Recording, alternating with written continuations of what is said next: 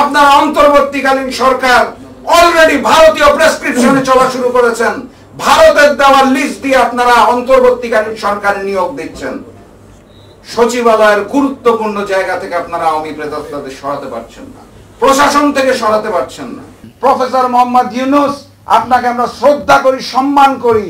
আওয়ামী প্রেতাত্মাদের আপনার চারপাশে রেখে আপনি যে স্বপ্ন দেখছেন, বাংলার হাজারো শহীদ যেই স্বপ্নের কারণে রক্ত দিয়েছে, সেই স্বপ্ন পূরণ হবে না। অতএব এখনো সময় আছে, নিজের ভুলগুলোকে উপলব্ধি করুন, ভারতীয় প্রেসক্রিপশনকে বাদ দিন, সাচ্চা জাতীয়তাবাদ এবং ইসলামী মূল্যবোধে বিশ্বাসী হয়ে বাংলাদেশকে সামনের দিকে এগিয়ে নিয়ে যাওয়ার চেষ্টা করুন। যে আওয়ামী প্রেতাত্মাদের নামের লিস্ট ভারত থেকে আসবে, রয়ের মাধ্যমে আসবে, এবং আপনারা তাদেরকে অন্তর্বর্তীকালীন সরকারের দায়িত্ব দেবেন, এর মানে এই নয় যে আপনাদেরকে সমর্থন দেওয়ার নামে আমরা চোখের মধ্যে পট্টি বাঁধবো, মুখ বন্ধ করবো এবং প্রতিবাদ করতে পারবো না। আপনারাই বলেছিলেন ভুল হলে ধরিয়ে দিতে, আমরা বারবার আপনাদেরকে ধরিয়ে দিচ্ছি। আপনারা দায়িত্ব গ্রহণ করার পর 3 মাস পেরিয়ে গেছে, আপনারা একটি রোডম্যাপ ঘোষণা করতে পারছেন না। সচিবালয়, প্রশাসন, এমবেসি থেকে শুরু করে আওয়ামী প্রেতাত্মারা যেভাবে এখনো তাদের কার্যক্রম পরিচালনা করছে, এটাও হওয়ার কথা ছিল না। এই মঞ্চে আমার মনে হয় যারা বসে রয়েছেন প্রত্যেকেই যুগপৎ আন্দোলনের সময় যে ভূমিকাটা আমরা কাঁধে কাঁধ মিলিয়ে রেখেছিলাম, আমি সেই সময়টাকে স্মরণ করে আমার বক্তব্যের শুরুতেই সবাইকে অনুরোধ জানাতে চাই, অগাস্ট মাসের 5 তারিখের আগের ঐক্য আর অগাস্ট মাসের 5 তারিখের পরের ঐক্যর মধ্যে তফাৎ দেখা যাচ্ছে। এই তফাৎটা দৃশ্যমান। আমরা যতই মিডিয়ার সামনে এসে বলে থাকি আমরা একসাথে আছি, কাঁধে কাঁধ মিলিয়ে আছি, কিন্তু বাস্তবতা হচ্ছে অগাস্ট মাসের 5 তারিখের পরে আমাদের সেই ঐক্যটা দেখা যাচ্ছে না। সেখানে ফাটল ধরেছে। সেই ফাটলের সুযোগটা পাচ্ছে ফ্যাসিস্ট শেখ হাসিনা এবং আওয়ামী লীগ, অন্য কেউ নয়। আজকে 101তম দিন ফ্যাসিস্ট শেখ হাসিনা পবিত্র বাংলার ভূমি ছেড়ে চলে যাওয়ার 101তম দিন। ভারতের সংবিধান অনুযায়ী এই জাতীয় আশ্রয়প্রাপ্ত মানুষকে কূটনৈতিক পাসপোর্টের আওতায় তারা 45 দিন রাখতে পারে। আজকে 101তম দিন ভারত ফ্যাসিস্ট শেখ হাসিনাকে আশ্রয় দিয়ে রেখেছে। শেখ হাসিনা ভারতে বসে ফোনালাপ করছেন, ওনার পিতা শেখ মুজিবকে ত্যাগ করে ডোনাল্ড ট্রাম্পকে পিতা বানানোর নির্দেশনা দিচ্ছেন। ডোনাল্ড ট্রাম্পের ছবি নিয়ে আন্দোলন সংগ্রাম করতে চাচ্ছে আওয়ামী লীগ, আর আমরা সেটা প্রতিরোধ করার জন্য রাজপথে নামছি। এটা হওয়ার কথা ছিল না।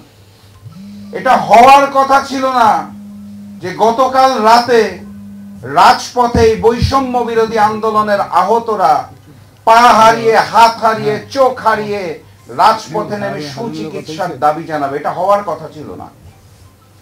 এটা হওয়ার কথা ছিল না। এই আন্দোলনে যারা শহীদ ছিল তারা এখনো অপেক্ষায় থাকবে যে কবে অন্তর্বর্তীকালীন সরকার তাদের পাশে দাঁড়াবে, অর্থ সহায়তা দিবে, তাদের পরিবারের জন্য কিছু ব্যবস্থা করবে। এটা হওয়ার কথা ছিল না।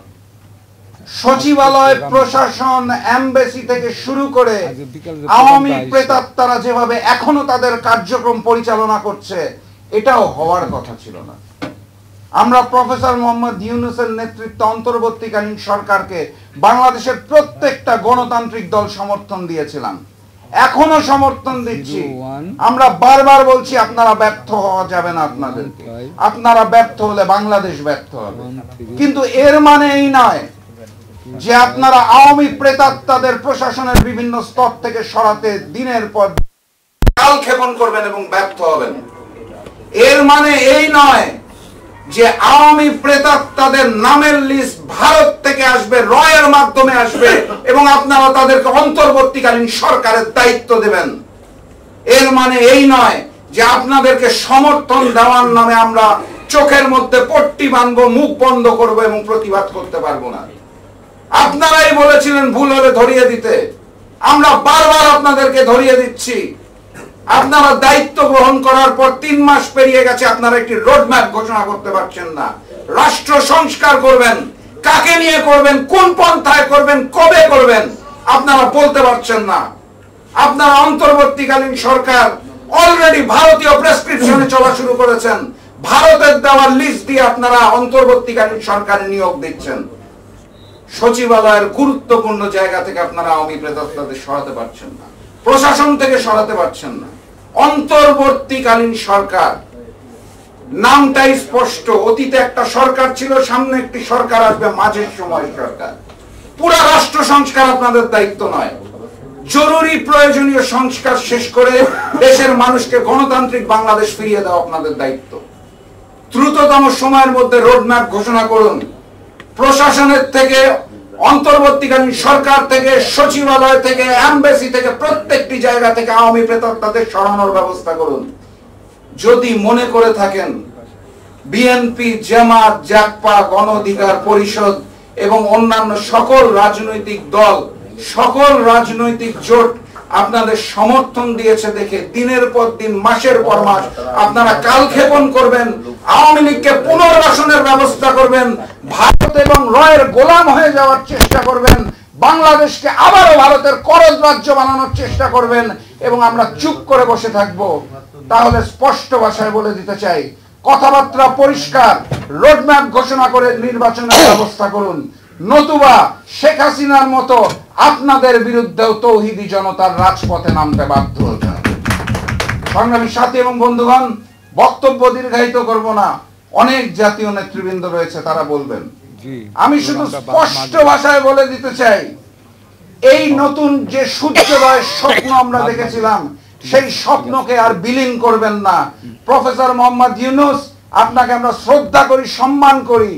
আওয়ামী প্রেতাত্মাদের আপনার চারপাশে রেখে আপনি যে স্বপ্ন দেখছেন, বাংলার হাজারো শহীদ যেই স্বপ্নের কারণে রক্ত দিয়েছে, সেই স্বপ্ন পূরণ হবে না। অতএব এখনো সময় আছে, নিজের ভুলগুলোকে উপলব্ধি করুন, ভারতীয় প্রেসক্রিপশনকে বাদ দিন, সাচ্চা জাতীয়তাবাদ এবং ইসলামী মূল্যবোধে বিশ্বাসী হয়ে বাংলাদেশকে সামনের দিকে এগিয়ে নিয়ে যাওয়ার চেষ্টা করুন। আপনার সাথে আমরা ছিলাম, থাকব। কিন্তু যদি অন্যথায় হয়, আন্দোলন চলছে, ভোটাধিকারের আগ পর্যন্ত আন্দোলন চলবে ইনশাআল্লাহ। সেই দিনের স্বপ্ন রেখে আজকের মতো বিদায় নিচ্ছি। বিজয়ের পথে যাত্রা শুরু, জীবন অথবা মৃত্যু। আসসালামু আলাইকুম। শেখ হাসিনার বিরুদ্ধে এবং সংগঠনের নামও দিয়েছে দেশ বাঁচাও মানুষ বাঁচাও। এই কারণে রিপন ভাইকে সবাই অত্যন্ত ভালোবাসে, না বেশি উপায় নাই তার ভূমিকার জন্য। আমরা যখন কোনো অনুষ্ঠান আয়োজন করি, অতিথি পেতে খুব কষ্ট হয়।